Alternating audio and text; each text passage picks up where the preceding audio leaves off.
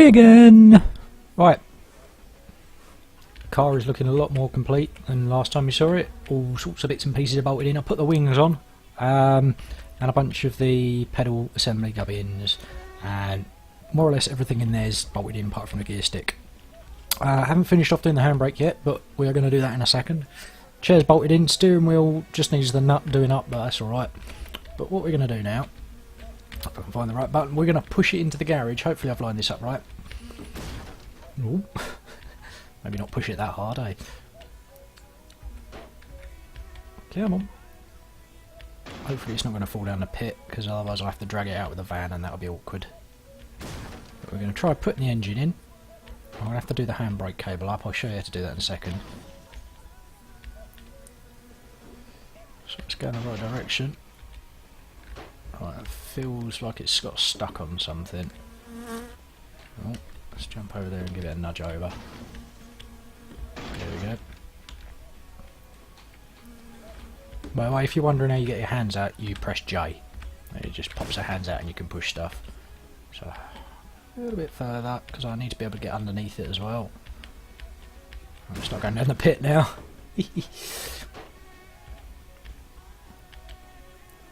Right, that should just about do it. Look at that, almost in anyway. Right, what we're going to do first, get rid of those hands so I'm not pushing things around. Spanners, take a number 5. If you've done what I've done and put the handbrake in already, you'll need to come down here and actually connect it, which is...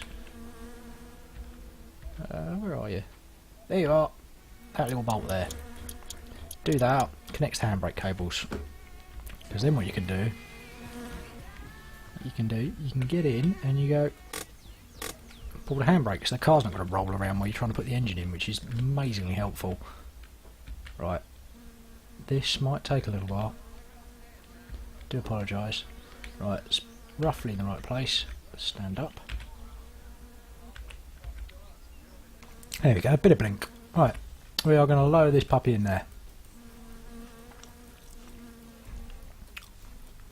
Oops.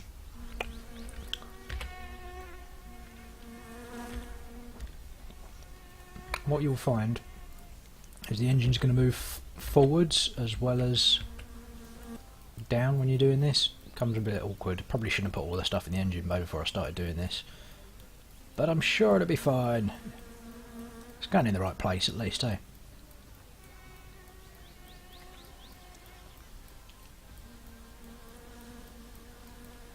Has that gone in too far? I think I've dropped that down too far.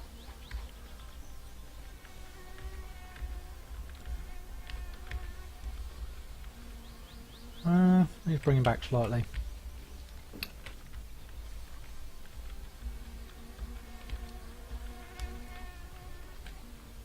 Okay.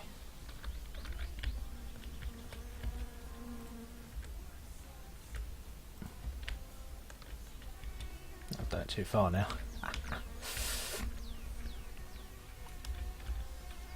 Yeah, that's way too far back.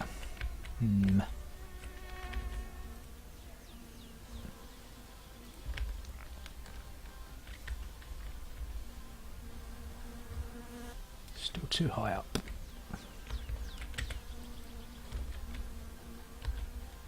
There we go, that's one bolt. Where did I leave my spanners? Left my spanners outside. What a spanner! What happens is you'll get the engine to close to where it needs to be, and then these bolts will appear. I think they're 12s. Can I get under it at the moment? Do it? Not really. One of them is just there.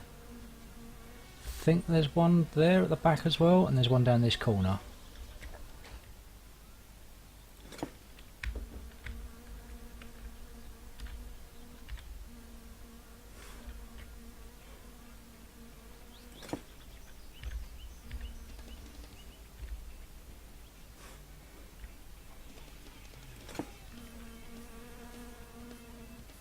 There you are, it's an 11. There you go. The engine snaps into place and the hoist should just come off of it. I do them all up and then hopefully we should just be able to pull the hoist out. And that's an engine in the car.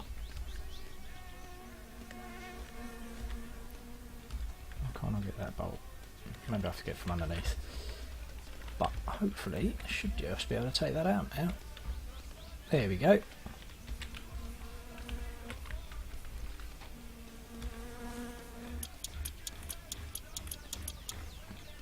And that is one engine in one car. Right, don't know how long I've been recording now. We're going to have a quick bash at getting it started. Shouldn't need too much stuff to do that. That goes in there. Put these pipes in. You've got 3 water pipes. I think this is the top one. These don't need... Is that right around? Yeah, these don't need tightening or anything, they're just push fit jobbies. So you've got the top one, you've got a bottom one, which obviously goes in the bottom. Whoops.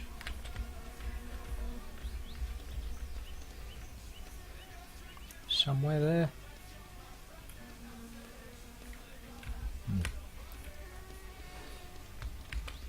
Okay, maybe I have to do that one from underneath.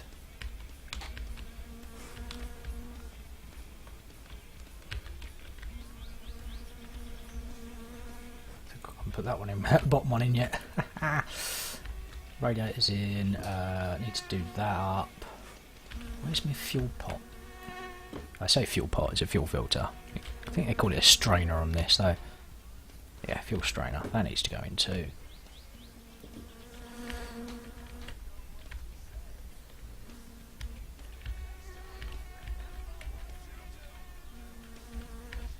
Goes in there somewhere.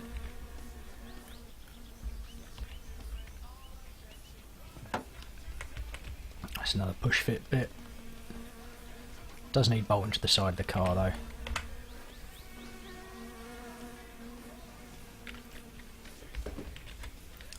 If you're wondering why the music jumps every now and again, I've got a list of bolt sizes on, on my computer. I'm just flicking backwards and forwards and just checking I've got the right size for stuff.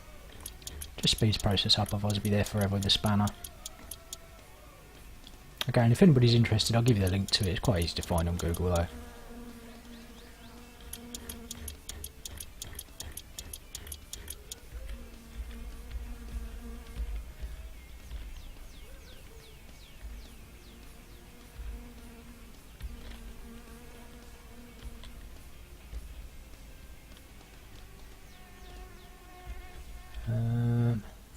So actually electric and fuel connected.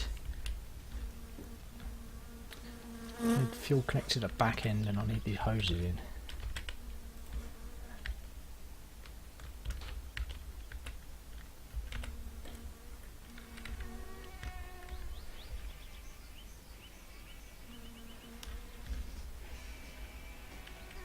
Sometimes it can be a real pain putting this stuff in because you just can't see where it's going. I have to go underneath and see if I can get it from underneath.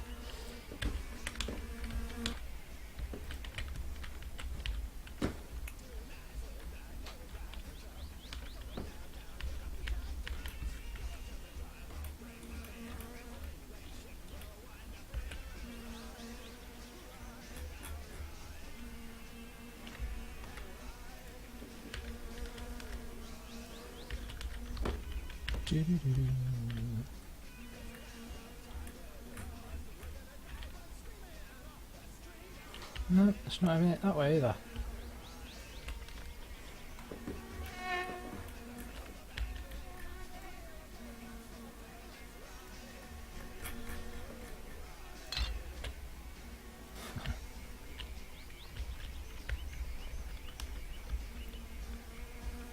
You know when you get it in the right place because you get a little little tick pop up and all you have to do is left click and it pops in. As you can see, it can be a little bit awkward getting parts in sometimes. Just don't panic, you'll get it. It just takes a bit of patience.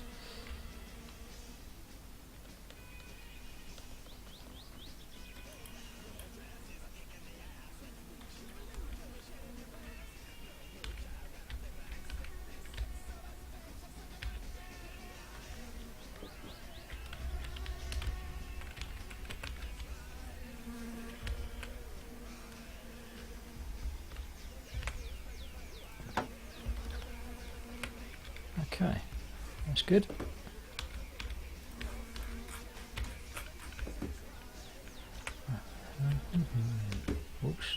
fuel tank.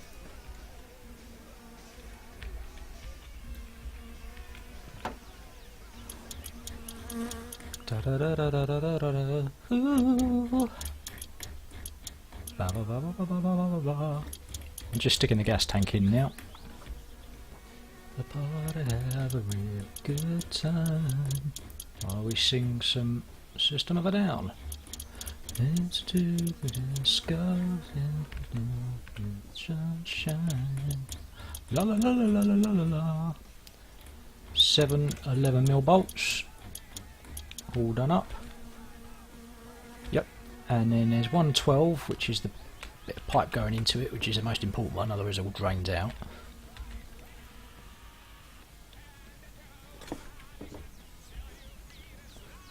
Right, the tilt's up.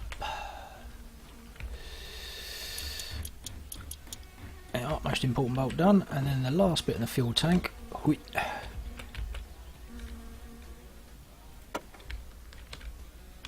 Not sure you actually need this open for this bit. Fuel tank pipe can be a little bit awkward as well. I can't remember how I did this one. Did manage it eventually. Come on, Graham. Sort of goes there. Like that. Which is always nice. Right, let's try and put a bit of fuel in. What we have to do with these things, press F to open the cap. Then be very careful with it because you will spill it all over the floor otherwise. You have to get in the right place and then tip it up and you'll see the little green line come up.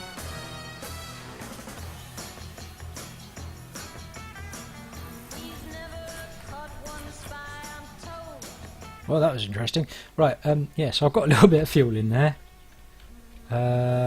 Steering wheel doesn't really need connecting, but I guess I should. I think we're more or less ready to go. Ah. Let's put some water in it and some oil in it first.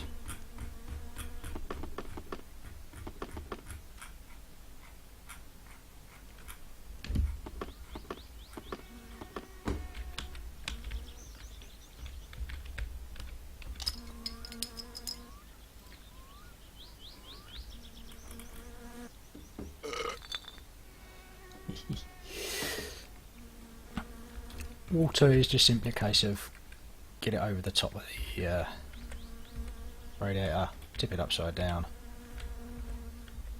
Wait till you get the marker come up, hopefully. There we go, and that will just top itself up.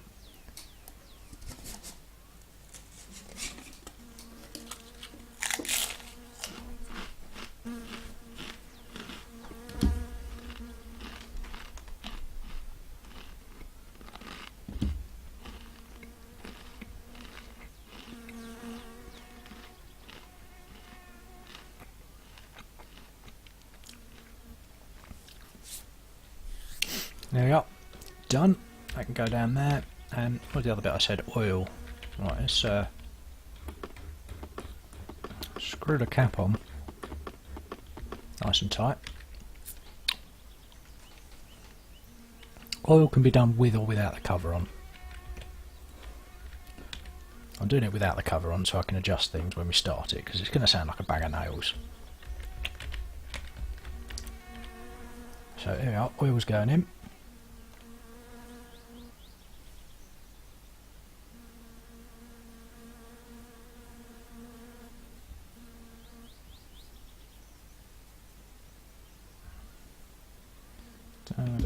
It's taking loads of oil. Hopefully I've done everything up and it's just coming out the bottom. That'd be a bit rubbish.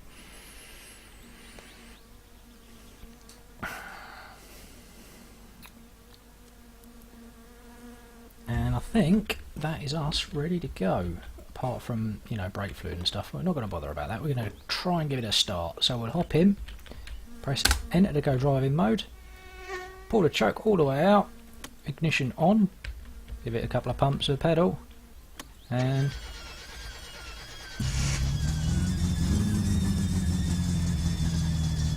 that's the belt squeaking. It's not tapping, it's a little bit tappy.